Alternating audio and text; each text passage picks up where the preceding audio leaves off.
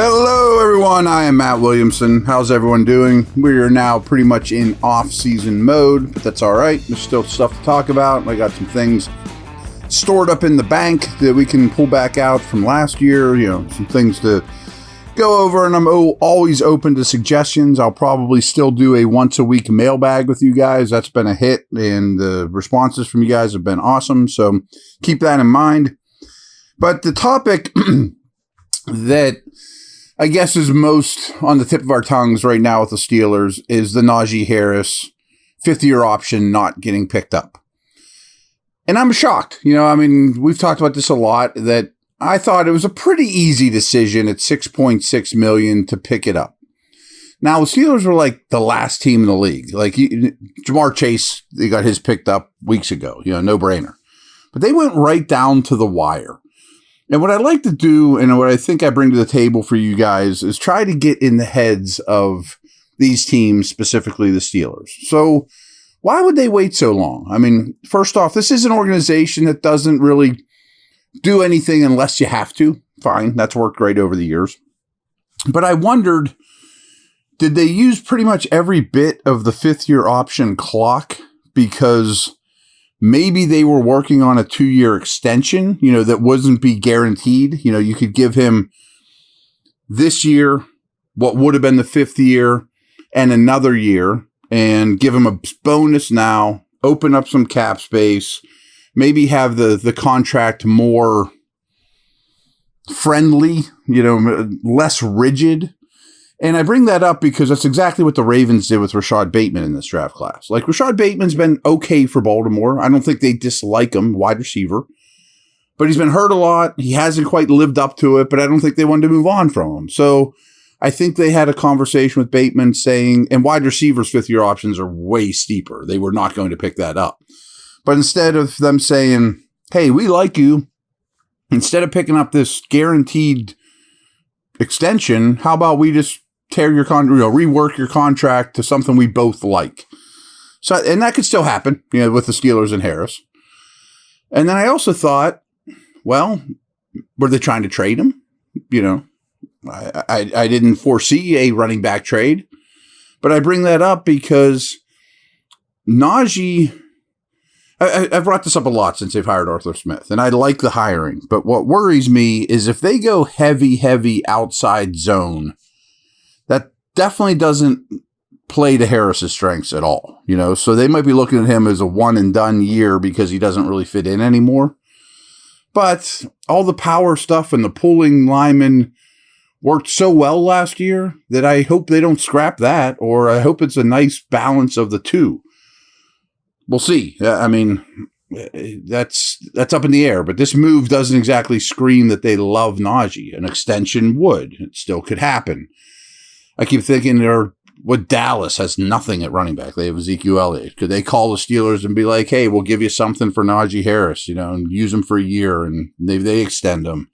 I don't know. I was just a little curious that you wouldn't pick up the $6.6 million because it's a small number in it's the smallest number in basically the fifth-year option world. However, you have to think about that. Like, he's going to get his fourth-year money this year, his rookie contract as a first-round pick. Okay. And you don't know how this year is going to go. Running backs take a beating. This is a $6.6 million guaranteed contract for 2025. I don't think people always put two and two together there. Like, I'm trying to see the future a year from now. If he wrecks his knee or, he's had a lot of wear and tear, you're on the hook for 6.6 guaranteed a year from now, with a player you might not be happy with anymore, so fifth-year options are kind of a goofy thing because you have to do it before their fourth year. So you could see where them saying, boy, all the wear and tear on his body. He came into the league old for a running back. It's only 6.6, but I'm sure we could get someone similar for 6 a year from now too. I get it. I did think it would get picked up. BetOnline is your number one source for all your summer sports this season, from baseball, golf, NBA, and NHL playoffs. All the latest stats, news, and scores available to follow your favorite teams. Get the latest odds and lines, including the latest team matchups, player props, and odds on just about every sport out there. Head to the website today and use your mobile device to get into the action. Bet online, the game starts here.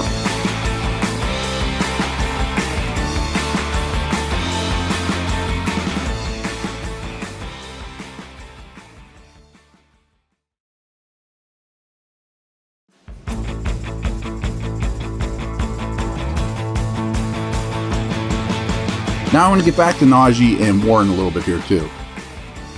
So Harris has at least 1,200 yards and 8 or more touchdowns in all 3 of his NFL seasons.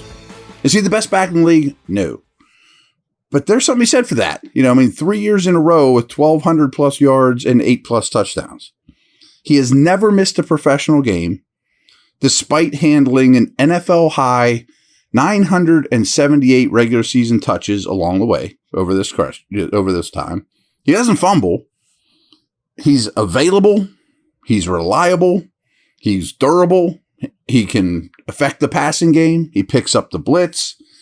I don't know that numbers will ever do his style of running back justice,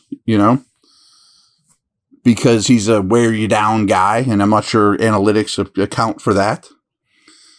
But he hasn't been all that efficient over the years either. So there were 63 qualified running backs for these categories since Najee came in the league. I'm not exactly sure what qualified means, but X amount of touches. 63 of them. Now, I don't really care about Pro Football Focus rush grade, but he was 29th out of 63. Yards per carry, 49th out of 63. Yards after contact per carry, 30th out of 63. Missed tackles forced per carry, 20th. It's pretty good.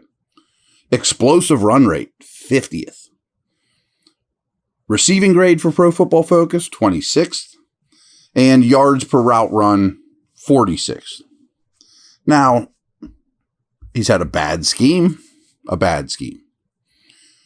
Mediocre offensive line, I would say, is kind during his stretch here, his 3 years. Because they're 26th in rushing yards before contact per carry since 2021. So he has not run behind good lines. And frankly, awful quarterback play. End of the career Ben, Pickett, whoever else has been sprinkled in there, that has not helped at all. However, when you compare him to Warren, and granted, if Warren gets 6 yards on 3rd and 8 against a light box, it inflates some numbers.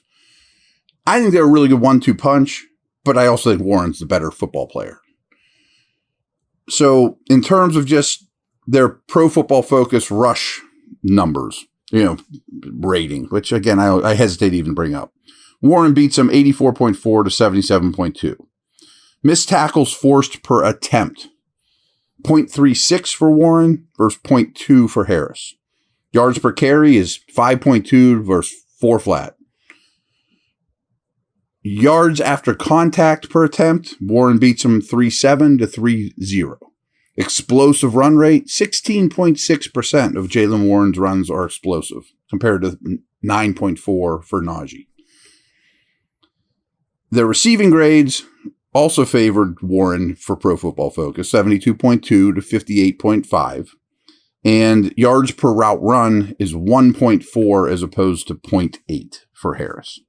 So not great. That's not great. And it's an obvious discrepancy.